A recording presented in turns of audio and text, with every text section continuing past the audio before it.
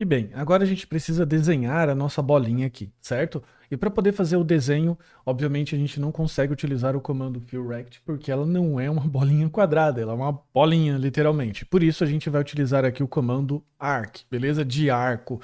Mas antes da gente utilizar esse comando, eu gostaria de ver aqui com você como esse comando funciona através desse nosso esquema aqui, através dessa nossa interpretação, ok? Primeira coisa, não se assuste ao ver aqui eventualmente um gráfico, ao ver o pi, ao ver um raio, beleza? Vamos concentrar aqui no primeiro passo, entendendo como vai funcionar essa dinâmica. Vamos só olhar aqui como o comando é montado. Então eu tenho o comando arc, em que ele pergunta para mim qual é o ponto x e qual é o ponto y. Ou seja, ele quer saber qual é o ponto central que a nossa bolinha vai se encontrar, beleza? Segundo, ele nos solicita o raio. O raio é qual é o tamanho da bolinha, né? Então o raio aqui, ele já está explícito aqui, beleza? E agora ele nos seleciona eventualmente aonde esse raio vai começar e aonde ele vai terminar. O raio não, o arco, porque como você sabe, o arco ele pode ter alguns segmentos de um círculo, ok? E não o círculo todo. Infelizmente a gente não tem um comando circle, mas dá pra gente colocar um círculo aqui utilizando o raio, o arco.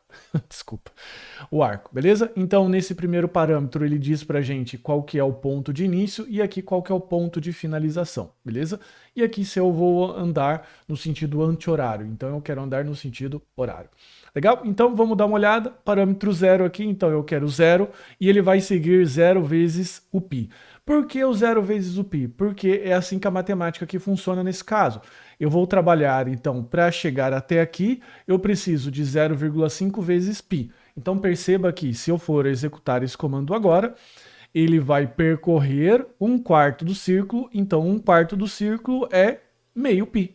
Beleza? Olha só, meio π, 0,5 vezes π. Então eu continuo com xy0, xyzr, o zero e depois o 0,5 math.p, ok? Se eu quiser agora chegar até aqui, o que eu faço? 1.0 vezes π. Se eu quiser chegar até aqui, 1.5 vezes π. Se eu quiser dar a volta inteira, 2 vezes o π. Beleza? Então, com 2 vezes o π, eu fecho esse círculo inteiro e assim a gente consegue fazer uma bolinha, ok?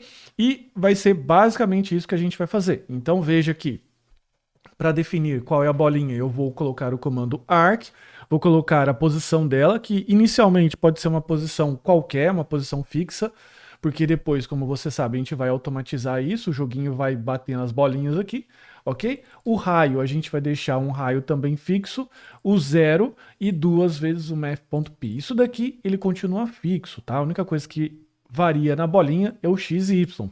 Eu mostrei toda essa animação aqui logo acima, só para você entender como o comando arc funciona, porque assim como eu, você provavelmente não é um especialista em matemática, tá? Então eu vou colocar aqui, ó, desenhar a bolinha e a gente vai colocar aqui os comandos, tá? A primeira coisa que a gente precisa para desenhar a bolinha é fazer o quê? É colocar aqui o comando o comando beginPath, desculpa.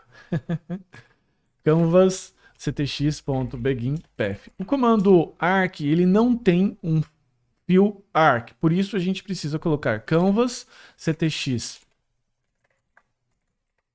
tx.beginPath e o fill, ok? Nesse intervalo a gente desenha o arco. Então a gente vai colocar aqui, ó, canvas ctx.arc. E aqui continua com o mesmo processo que eu falei para você. Eu vou colocar aqui eventualmente como 200 e vou colocar aqui 300, que é o XY.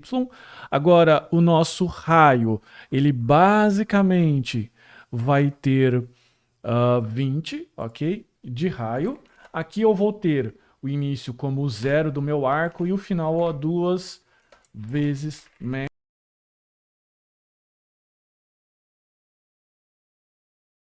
math.p, beleza? E aqui eu vou colocar o false. Não é necessário que a gente preencha aqui com o fill style, porque o fill style já está dizendo que tudo que vier logo na sequência significa que vai ser preenchido com branco, perfeito? Então, basta a gente dar uma olhada agora no nosso campo. Então você vai ver a nossa bolinha aqui. Ah, como é que eu faço para movimentar a bolinha? Você pode brincar aqui, ó. Vou colocar, por exemplo, 500.